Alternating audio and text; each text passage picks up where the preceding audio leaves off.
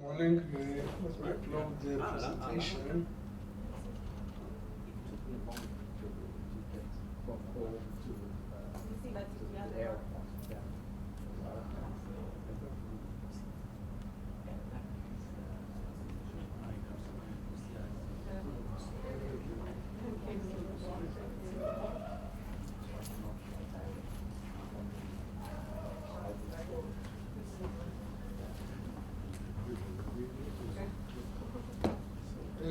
I want, as you see, I suggest that we ignore the best solution for improving unequal income distribution.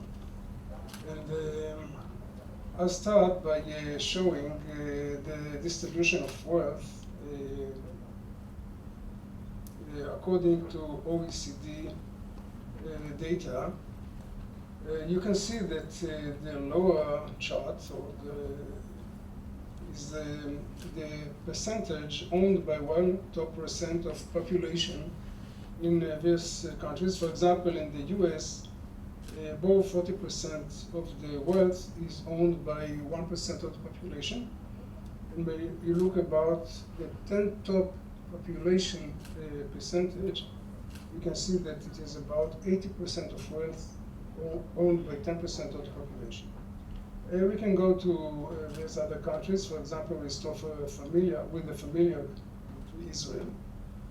You can see that data show that 1% is about here, and 10% is about above 50% of the wealth is owned by 10% of population. And this is a common phenomena in many of the OECD countries.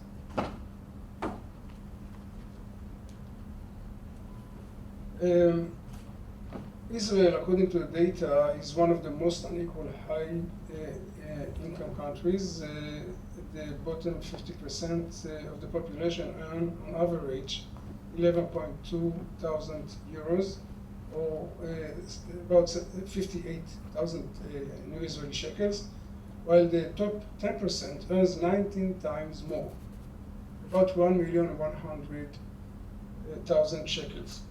Israel is a rich country. To ones who don't know, the GDP per capita in nominal US dollars is about 50,000 US dollars per capita, not far away from the US, but there's a huge inequality, almost the level of inequality that exists in the United States.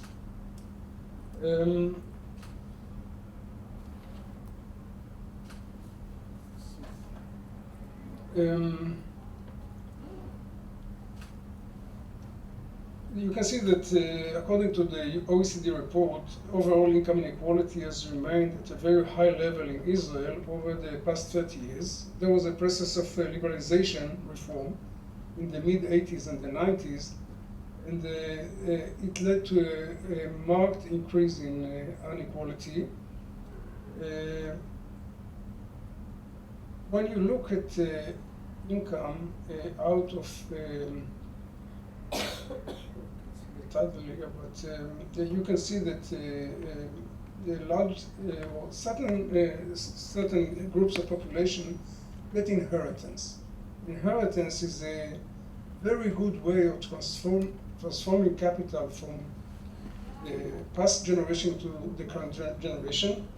But when you look at various parts of population, let's say if you look at the fifth wealth, which is the highest, you can see that many of them get inheritance, while the first wealth quintile, which is the lowest, get much less. And these are really large gifts. As you can see, it ranges from 39% in Canada to 66% in Finland, compared to 26% among the poorest, which says that the richer get more inheritance. It's not surprising, but the huge amounts transferred should be taken into consideration. The OECD is doing research regarding that and checking what should be done according to policy. When you look at the inheritance, estate, and gift tax revenues, you see that many countries issue inheritance tax. However, the collect of inheritance tax is very low. You can see that the highest is about 1.5 or 1.6% in Korea. And in other countries, as in the US, and on average OECD, you see that about 0.5% of government income. So the question is, should we tax inheritance, since this inequality is largely measured by income inequality, but the inequality of capital is much larger, and is not, generally we don't see data regarding that. Many people would say, listen, the capital acquired in the past is already taxed, so it is not fair to tax it again. And I'm asking, if we are looking about fairness, and ask if tax system is fair. Let me tell you that in Israel, income from rent is not taxed at all. If you have an apartment up to 5,000, above 5,000 shekels, and above that, if you rent several apartments, the tax rate is 10% flat. And you even don't have to report to tax authorities that you get income out of rent. So, and if you look at tax on income from work, it's on the highest, it's above 50%. So it's not fair. Anyway, the system is not fair. If you look at taxing interest and the gains from the stock market, it's about 25%. So if we would say that the tax rate is flat over all kind of income, you can speak about fairness. So instead of talking about fairness, let us talk about economic efficiency. Because we are economists, and generally many consider efficiency as the thing that should direct the policymakers when they decide or do any change in the tax system. So first, why are the tax collection from inheritance so low in many countries? As you will see, the tax rates on inheritance in the US can come to over 50%. But it doesn't start from the first dollar. There's a large exemption. Large amount of the inheritance is tax-free. For example, in the US, up to $11.6 million are exempted from tax. So if you inherit and you get less than $11.6 million, they are not taxed at all. If you get higher, then it's not going very fast high. And so we get, due to these exemptions, the tax base is very small. Although there are a lot of inheritance passed from one generation to the other, only a small part of it is really taxed by the governments. It is the same in many other countries. The exemptions are not only regarding to the amount of inheritance got by people, but also to certain branches of the economy which are tax-free for inheritance. For example, in agriculture, they do not charge it, and in general, when inheriting houses to spouse or to children, it is generally tax-free.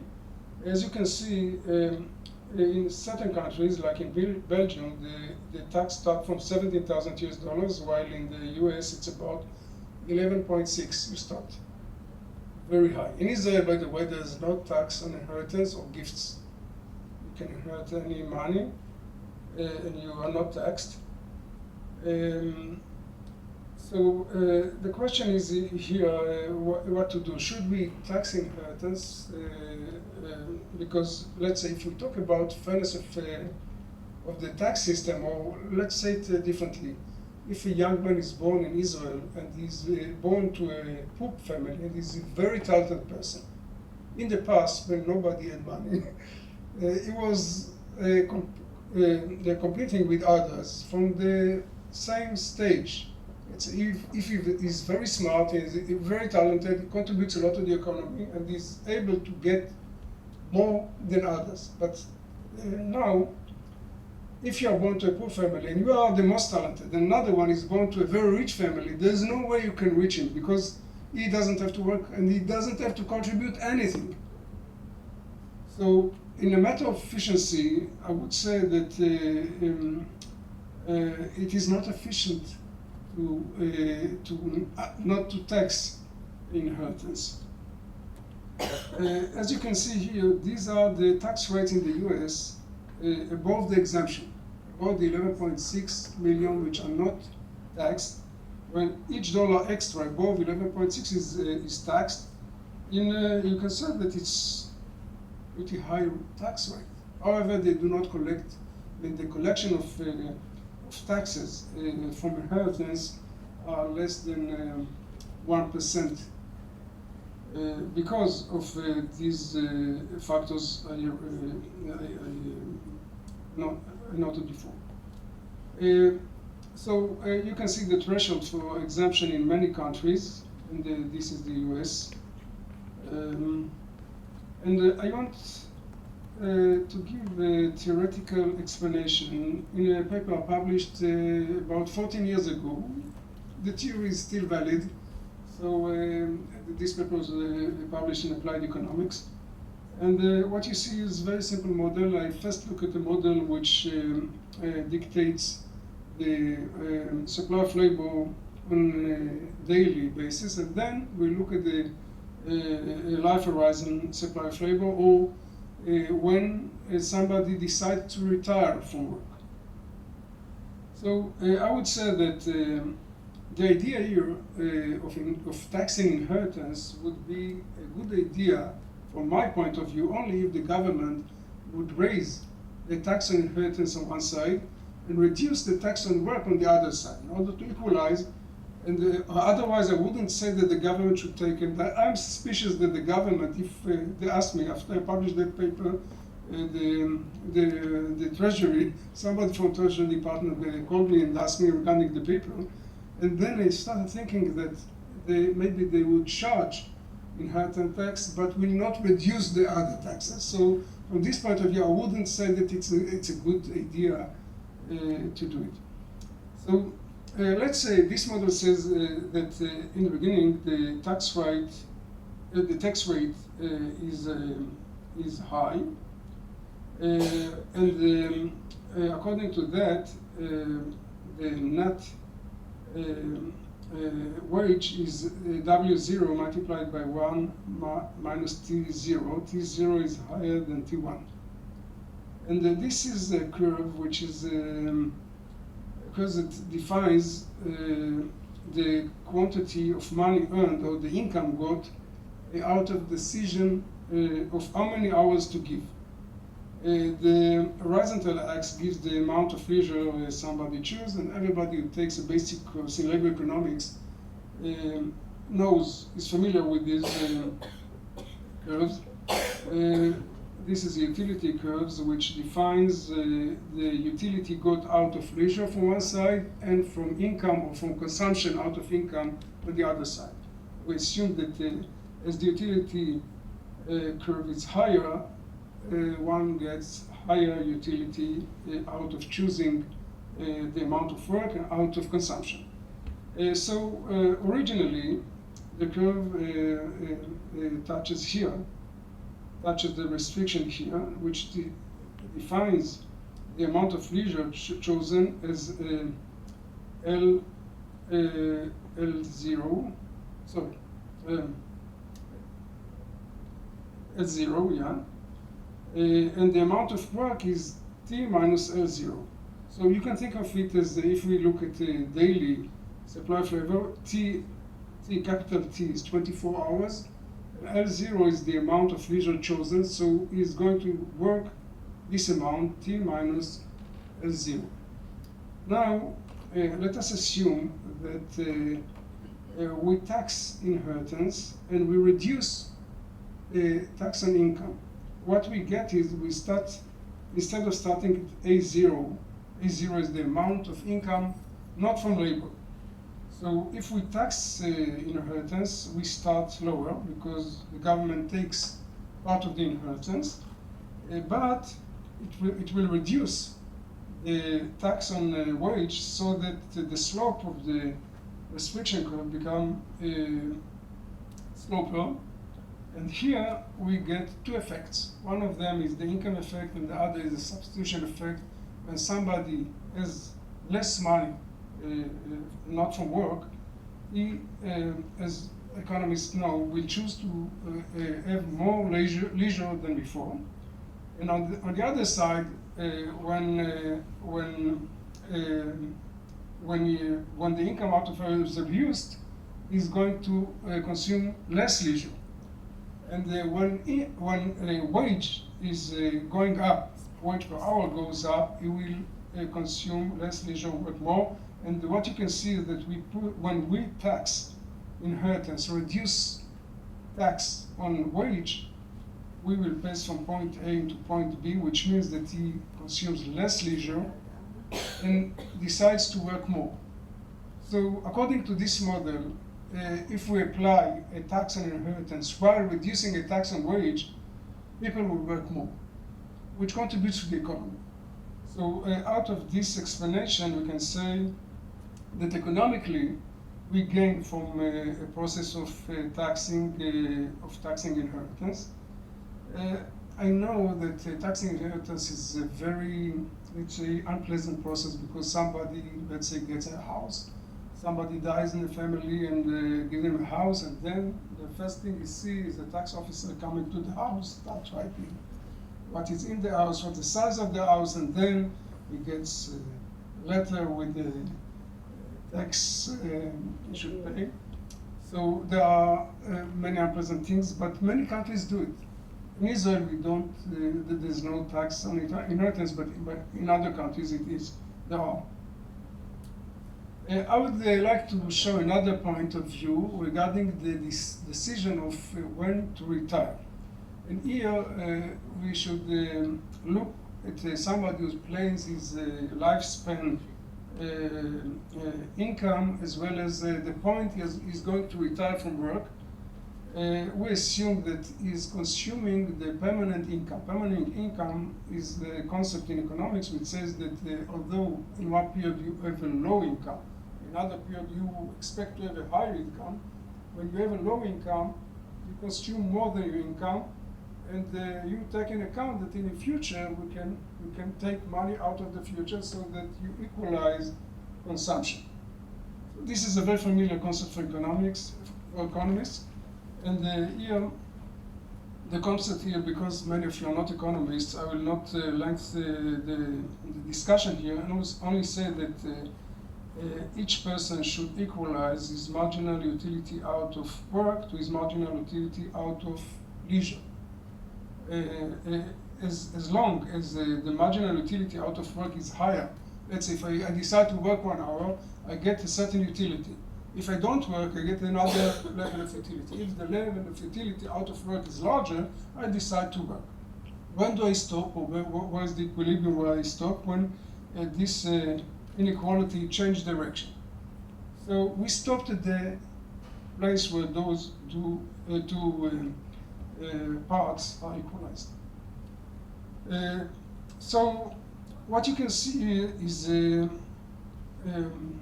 about a certain path of the income of a person. If you don't know, when people are young, at the beginning of their life, their wage they can earn is very low per hour, and they know that in the future they're going to earn more money. So when they are young, they work less hours, and we know that in many places around the world, young people do not work much.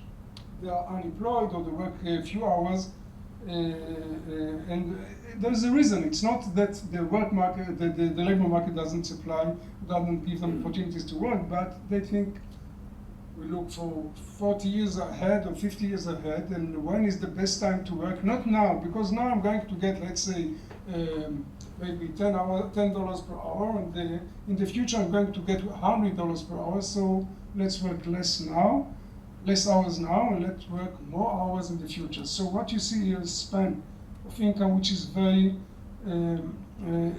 fits to many people, so that the income here is very low, the income in the middle of life is very high, and then at a certain point, people become tired, they gain some capital out of work, and they start working less, so the income out of work is getting down. So I want to run fast because Rabin showed me that I have only 5 minutes. So I would say that there are two decisions for each person: when to enter into the labor market and when to retire.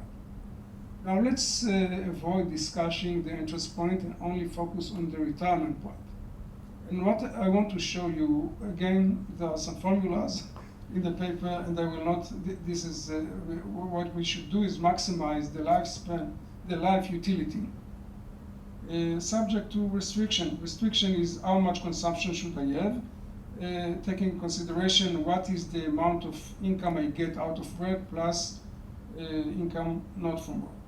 And when we do the maximization, we get the point, the best of the optimal point. What I want to show you is two curves. The first one is the original one, which says that somebody has income not for work, including inheritance. And then the life curve of him is that he can get income out of this curve. And the utility curve, tangent here, he decides to choose this amount of leisure.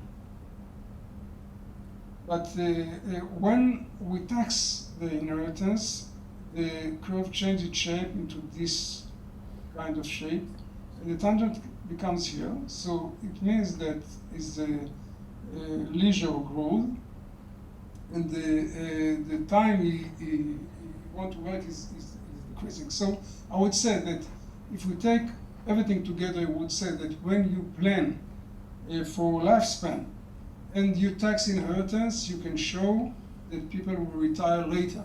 If you tax inheritance, they will stay in the labor market, and this is another efficient point of taxing inheritance. And the last thing I want to say, in order to balance things, is that when you issue tax on inheritance, what happens is the rich, what they do, if you have money, what is the best thing for you to do? Before you die, you go into another country. You change citizenship. And then you change citizenship to a place which does not issue tax on inheritance. And then many people say, okay, if you tax inheritance in Israel, people will go outside and live in another country. And they say, okay, maybe there's some damage regarding that because there's income out of interest and other investments of capital which are deducted out of the GDP, of the gross domestic product. This is one thing that can happen, but the other thing that can concern us is what happened to the current account. And I would say, what happens to investment of capital in the economy. We are not going into it right now, but I would say that there might be a decrease in the current account according to people living to other countries, but now capital flows from one side to another very easily. And the capital will flow back. There will be no reduction in efficiency regarding to capital outflow because the country can get into a deficit or reduce current account or deficit in current account while keeping the ability to produce as in the past. Thank you.